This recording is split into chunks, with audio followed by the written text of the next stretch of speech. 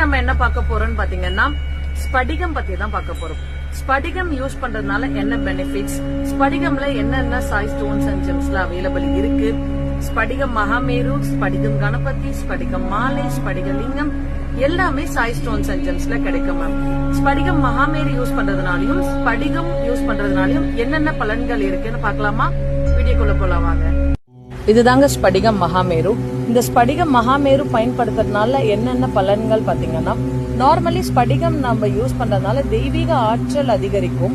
ஸ்படிகம் மாலையா நிறைய பேர் பயன்படுத்திட்டு இருப்போம். ஸ்பிரிச்சுவாலிட்டிக்காக தான் ஸ்படிகம் மாலை பயன்படுத்துறது.